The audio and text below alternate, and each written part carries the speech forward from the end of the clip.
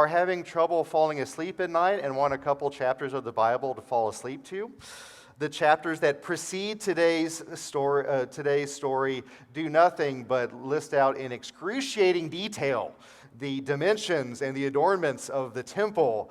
And then we get to this place after years and years of building this temple that it's time to dedicate it. And it's important to recognize that this temple was not just a theological accomplishment. It was a political decision that was meant to really place Israel on the geopolitical map with the other big players. So there are a lot of different reasons that they have built this temple. But in this moment, Solomon gathers all of the people together in this beautiful worship space and gives thanks to God for the fact that God is meeting them there, and goes on and on about how the holy will be met there.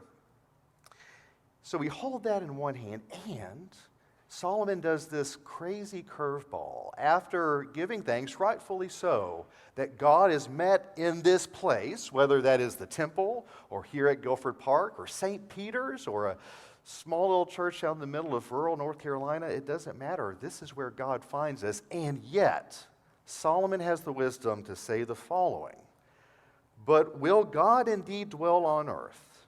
Solomon goes on to say, this is in verse 27, even heaven and even the highest heaven cannot contain you, much less this house that we have built.